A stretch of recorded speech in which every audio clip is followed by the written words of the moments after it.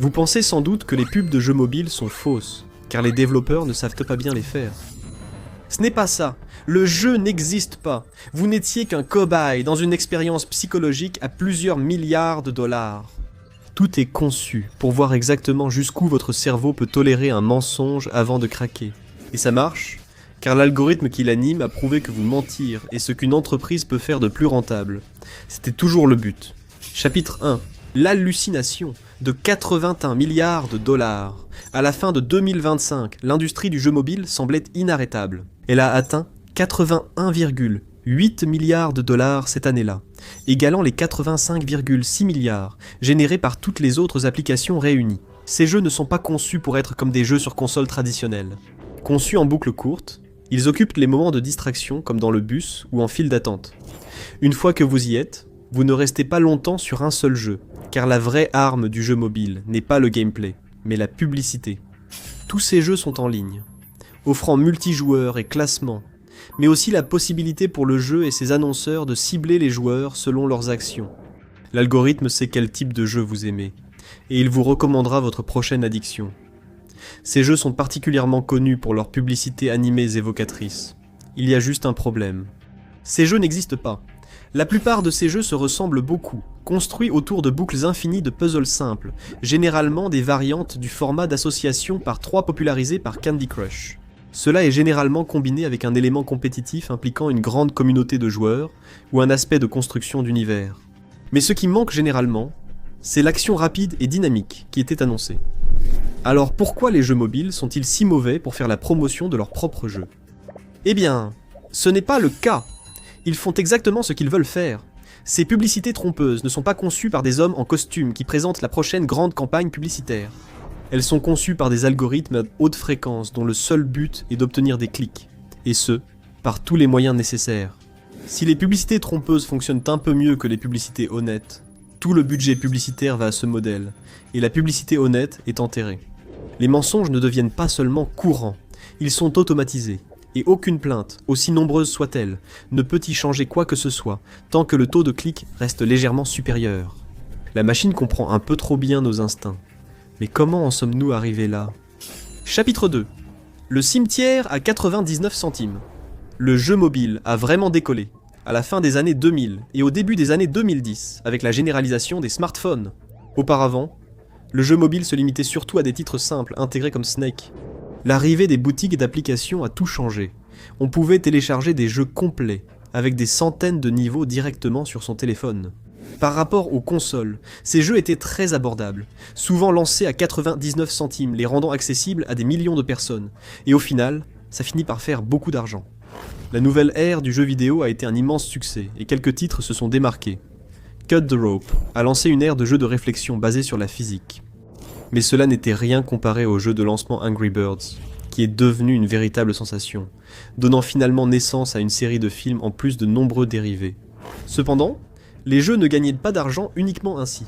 Des titres comme Le Village des Schtroumpfs de Capcom et Tapette Hotel de Pocket Gems ont lancé le modèle des microtransactions. Les utilisateurs pouvaient payer quelques dollars pour des avantages spéciaux, comme des bonus consommables ou pour passer des niveaux. Rapidement, ces jeux addictifs ont généré des achats intégrés dépassant de loin les revenus de l'achat initial. L'aspect addictif du jeu facilitait les dépenses impulsives et reportait la réflexion. Ils ont donc supprimé l'intermédiaire. Angry Birds 2 et Cut the Rope 2 ont surpris tout le monde en annonçant que le jeu passerait au free-to-play. Mais si quelque chose est gratuit, cela signifie généralement que c'est vous le produit. La ressource la plus précieuse pour un jeu, c'est de vous faire entrer dans le jeu et de vous inciter à dépenser de l'argent. L'accent s'est déplacé du bon design de jeu vers le fait de garder les gens dans le jeu afin d'en tirer des revenus constants. Il suffisait d'un seul clic. La mesure la plus précieuse pour les jeux vidéo aujourd'hui, c'est le coût par installation, ou CPI. C'est la somme fixe qu'un annonceur verse à l'éditeur à chaque installation d'un jeu via une publicité. Contrairement au coût par action, ou CPA, où le paiement dépend d'actions plus poussées comme des achats ou des inscriptions, le CPI est versé dès que l'installation a lieu. Cela signifie qu'un seul clic peut suffire pour que l'éditeur soit payé. Ce modèle favorise les campagnes publicitaires, où l'utilisateur est visuellement incité à agir rapidement, et peu importe combien de temps il reste. L'accent s'est déplacé de la vente du jeu à la vente de l'idée du jeu. Les campagnes publicitaires suivantes n'ont pas seulement appâté les gens avec des pièges à clics, elles ont piraté le cerveau humain. Chapitre 3. Le piège de Zeigarnik. L'enfer actuel du clickbait dans les jeux mobiles pourrait en partie trouver sa logique de conception dans la psychologie de la Gestalt. Tout a commencé quand la psychologue soviétique Bluma Zeigarnik a remarqué un phénomène psychologique dans un restaurant. Son serveur semblait avoir du mal à se souvenir des détails des commandes déjà terminées, mais il n'avait aucun problème à les retenir pendant les heures de pointe. Elle a donc créé des expériences montrant que les tâches inachevées restent plus présentes à l'esprit que celles terminées. Cette recherche a aussi servi à promouvoir la récréation à l'école, montrant que de courtes pauses pendant les cours n'affectent pas l'apprentissage et peuvent améliorer la mémoire. Elle est également utilisée dans la conception de logiciels. Les parcours d'intégration comportent des indicateurs montrant aux utilisateurs leur progression dans chaque étape. Cet élément de gamification incite les utilisateurs à viser 100% ce qui favorise leur engagement jusqu'au bout. Cependant, comme souvent, cela peut servir à de bonnes ou mauvaises fins. As-tu déjà remarqué que la majorité des pubs mobiles montrent le personnage échoué ? Le propriétaire malchanceux tire des goupilles pour libérer l'or dans son grenier, mais il libère accidentellement la lave bouillante à la place. En dehors de la conception douteuse de la maison, cela tranche avec l'ancienne publicité des jeux de société, qui montrait souvent un enfant qui gagnait puis célébrait sa victoire. Ces publicités finissent souvent négativement pour inciter à résoudre le problème. Ce type de publicité provoque des effets psychologiques uniques chez le spectateur, augmentant ainsi les chances qu'il clique pour jouer. Voici une question. Si deux personnes investissent la même somme, pourquoi l'une réussit-elle souvent mieux ? Ce n'est pas une question de chance. Tout commence par deux mythes, auxquels des millions d'investisseurs croient encore. Démystifions-les avec le sponsor d'aujourd'hui, Mintos. Mythe numéro 1. Les actions sont le seul moyen de faire croître régulièrement votre épargne. Eh bien, les actions sont volatiles. Le S&P 500 américain connaît de fortes baisses chaque année. Et en 2025, il a chuté de près de 19% avant de se redresser. Cela peut être stressant et amener de nombreux investisseurs à faire des erreurs coûteuses, sous le coup de l'émotion. Mythe numéro 2. Les actifs à revenus fixes sont compliqués et ne sont pas destinés aux investisseurs ordinaires. En réalité, investir dans le revenu fixe est plus simple que vous ne le pensez. Le marché européen de l'investissement alternatif pour les particuliers a presque doublé en seulement 5 ans. C'est là que Mintos entre en jeu. Mintos est une plateforme facile à utiliser qui vous permet d'investir dans des prêts, des obligations et de l'immobilier en seulement quelques clics. L'objectif est simple. Gagnez un revenu régulier sans dépendre des hauts et des bas du marché boursier et répartissez les risques.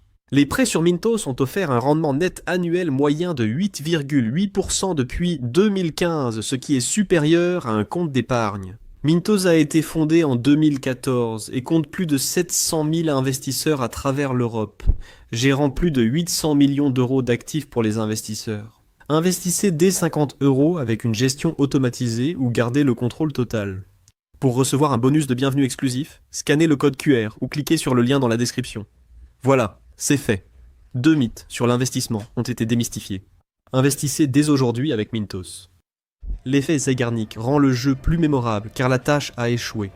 Ensuite, cela incite le spectateur à penser « je pourrais faire ça ».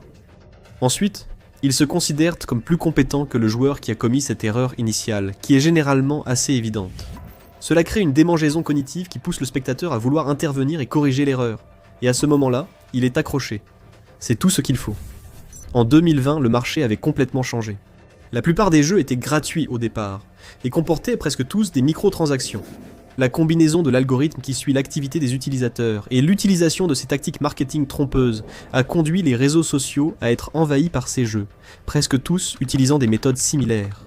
Si vous alliez dans les commentaires de l'une de ces publications, vous verriez de nombreuses personnes se plaindre que le jeu ne contenait même pas ces énigmes, et les qualifier d'arnaque. Il y a une telle manipulation aussi flagrante qu'on a l'impression que cela devrait être illégal. Et pendant un certain temps, ça l'a presque été. Chapitre 4. La faille de 2020. Aux États-Unis, les lois sur la publicité sont plus laxistes qu'ailleurs, et il est souvent difficile de prouver une fraude devant un tribunal. Mais les jeux mobiles évoluant sur un marché mondial, et une décision étrangère majeure peut forcer les entreprises à changer de cap. L'autorité des normes publicitaires du Royaume-Uni, ASA, supervise les publicités sur l'un des plus grands marchés mondiaux. L'agence est très stricte concernant la publicité trompeuse destinée aux enfants. Et en 2020, ils ont frappé fort. L'attention s'est portée sur Playtrix, société irlandaise comptant parmi les principaux concepteurs de jeux mobiles au monde. Ces jeux, Homescapes et Gardenscape, présentaient des publicités élaborées montrant les protagonistes affrontant des pièges mortels et participant à des séquences scénarisées élaborées. En réalité, ces deux jeux étaient des matchs 3 classiques, où les joueurs récoltaient des points pour améliorer leur maison ou jardin. Les deux jeux étaient ouverts, permettant un jeu sans fin et des microtransactions. Mais il n'y avait absolument rien du gameplay élaboré vanté dans les publicités. Selon l'ASA, cela enfreignait la loi. La décision de 2020 visait spécifiquement 2 publicités jugées trompeuses, et la société a été sommée de cesser de les diffuser.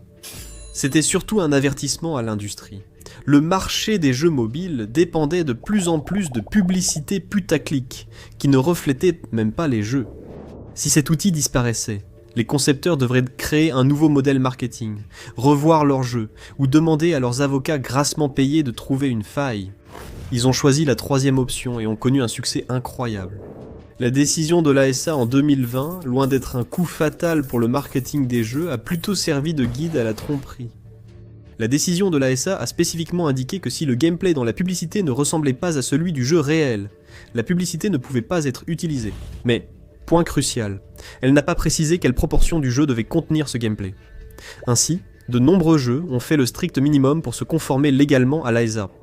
Ces jeux publicitaires tape à l'œil étaient parfois jouables comme mini-jeux tous les 50 niveaux. C'était simplement un objectif de plus à atteindre au fil des niveaux de match 3 et des microtransactions.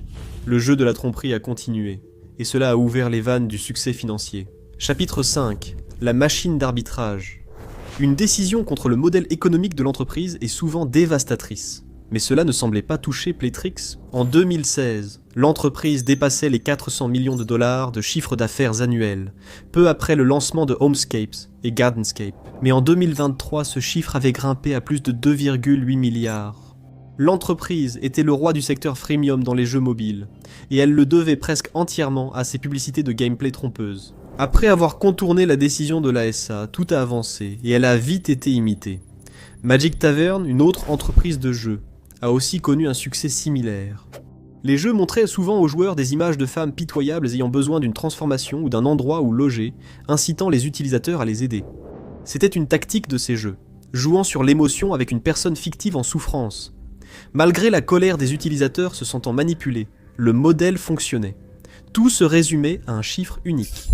Bienvenue dans les mathématiques complexes de l'arbitrage d'acquisition d'utilisateurs, où le coût par installation est crucial. Le but, générer plus de revenus par client que son coût d'acquisition.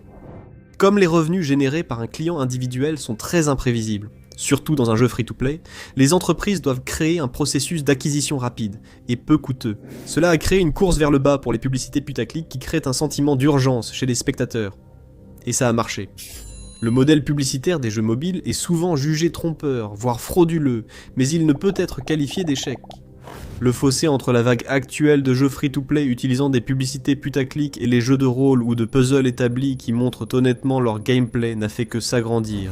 Ces derniers ont un CPI de 5 à 10 $ par utilisateur, espérant les fidéliser sur le long terme pour qu'ils continuent à dépenser.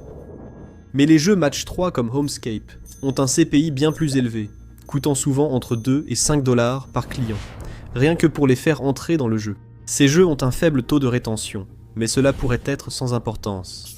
Le petit secret inavoué de l'industrie du jeu mobile, c'est qu'ils n'essaient pas vraiment de vous vendre le jeu. Ils vous vendent, vous, à leurs annonceurs. La plupart des gens se connectent à ces jeux via un réseau partagé, le plus souvent leur compte Google ou Facebook. Et cela signifie qu'une fois que vous vous connectez à votre premier jeu, l'entreprise possède vos données, et elle, ainsi que ses partenaires publicitaires, s'assureront que vous receviez encore plus de publicités similaires, utilisant les mêmes astuces pour vous pousser à replonger dans une nouvelle spirale. Mais en général, ça ne fonctionne pas. La plupart des gens désinstallent vite ces jeux, après avoir vu qu'ils ne tiennent pas leurs promesses. Ils savent que c'est trompeur, mais ça reste rentable. Pourquoi ? Chapitre 6. La chasse à la baleine. La plupart des statistiques sur ces publicités trompeuses montrent qu'elles fonctionnent en réalité très mal. Le taux de rétention pour les jeux mobiles est au plus bas, avec jusqu'à 75% des nouveaux joueurs qui suppriment l'application en moins de 24 heures. C'est ce qu'on appelle le churn, le processus d'aller-retour où les gens essaient un nouveau jeu et l'abandonnent rapidement. Mais les taux ici sont bien pires que pour les jeux payants, ou ceux au gameplay fidèlement montré en publicité. Si une autre campagne publicitaire échouait à 75%, elle serait abandonnée. Pourtant, ce n'est pas un échec. En 2020, un post Tumblr est devenu viral après qu'une employée de banque a raconté comment son équipe a reçu l'appel furieux d'un client. Sa carte avait été désactivée pour suspicion de fraude, et il voulait une explication. Ils ont expliqué que quelqu'un avait dépensé près de 5000 $ dans le jeu vidéo populaire Genshin Impact, et que son compte bancaire était presque vidé. Sauf que ce n'était pas un escroc, c'était bien le client. Dès qu'ils ont débloqué sa carte, il a aussitôt dépensé 200 $ de plus dans le jeu. Une personnalité addictive, le rêve de tout concepteur de jeu. Les gros dépensiers représentent moins de 1% des utilisateurs d'un jeu, mais génèrent souvent la majorité des profits. Ces joueurs ont généralement beaucoup de revenus disponibles, une personnalité sujette aux addictions, et une tendance à s'impliquer excessivement dans les jeux. Devenus accros à un jeu mobile, ils peuvent vite dépenser des centaines de dollars par semaine en microtransactions. Comme ces achats ne coûtent souvent qu'un à 5 $ chacun, il est facile d'ignorer l'impact global. Conserver ces joueurs avec des promesses accrocheuses, des offres temporaires et des fonctionnalités tape à l'œil qui ne sont souvent qu'un relooking du même jeu, est la priorité du jeu. Une catégorie démographique reste la plus à risque. L'une des principales plaintes sur les jeux mobiles concerne leur attrait pour les enfants. Ils sont souvent attirés par les designs tape à l'œil et ne savent pas s'autoréguler de la même manière. De nombreux achats intégrés se font en un clic, permettant à un enfant utilisant le téléphone de ses parents d'accumuler rapidement des centaines de dollars de frais, dont le remboursement reste souvent difficile. Les grandes entreprises technologiques estiment que la surveillance en ligne des enfants incombe aux parents. Quand le retour de bâton est fort, la pression publique peut parfois les faire changer d'avis. Donc les jeux acceptent de vous perdre tant qu'ils ne perdent pas leurs gros dépensiers. Les gros dépensiers sont une caractéristique courante des casinos, où l'on déroule le tapis rouge pour ses joueurs afin de s'assurer qu'ils restent satisfaits. Mais les jeux mobiles n'ont pas besoin de faire autant d'efforts. L'algorithme s'en charge pour eux. Certains jeux, si un joueur important s'éloigne, envoient des rappels publicitaires dans les fils d'actualité. Cela peut prendre la forme d'un personnage du joueur en danger, ou en train de pleurer afin d'augmenter l'enjeu émotionnel pour le retour du joueur. Et le piège est tendu. Les nouvelles technologies rendront cela bientôt impossible à éviter. Chapitre 7. L'IA, menteuse. Actuellement, la plupart de ces jeux investissent relativement peu d'efforts dans le gameplay réel. Ils ajoutent souvent de nouveaux niveaux, mais ce sont surtout d'anciens niveaux modifiés. Les nouvelles fonctionnalités gamifiaient souvent des mécaniques existantes pour inciter les utilisateurs à passer plus de temps sur le site. Mais ce sur quoi ils passent beaucoup de temps, c'est le développement des scénarios d'échecs élaborés que les gens voient dans le fil d'actualité, et ils ont des designers pour les rendre aussi excitants et dramatiques que possible. Ou du moins, c'était le cas. Les générateurs vidéo IA comme Runway et Google Flow deviennent rapidement capables de produire de courts clips en 1 minute. Cependant, ces clips sont imparfaits, et souvent remplis d'erreurs d'animation. Ils sont souvent inadaptés à un usage commercial, mais idéaux pour les pubs de jeux mobiles visant à attirer les clics. Le jeu peut remplacer ses concepteurs humains, générer des publicités 2 fois plus vite, et créer un flux continu d'annonces diffusées instantanément pour attirer les gens, emportant les derniers vestiges de la conception humaine. Cela fera chuter le coût par acquisition à presque rien. L'équipe n'a besoin que d'un seul employé au marketing pour superviser les publicités et trouver les instructions pour le générateur d'IA.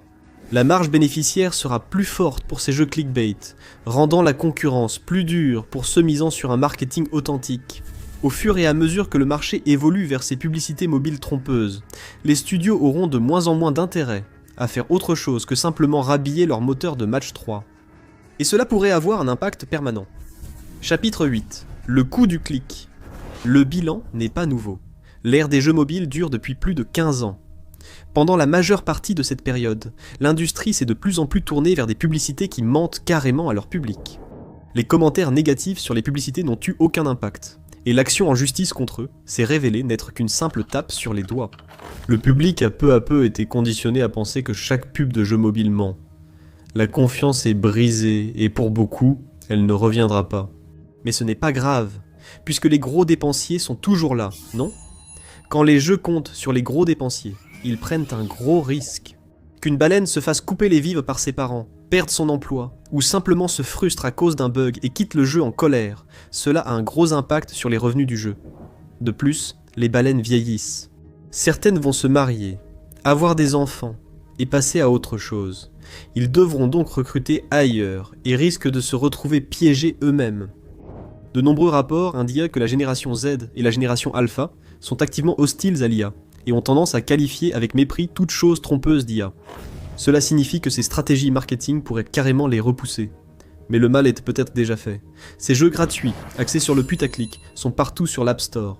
Il est difficile de distinguer les rares bons jeux des mauvais, ce qui signifie qu'il est peut-être temps de commencer à chercher les perles cachées sous la masse de médiocrité.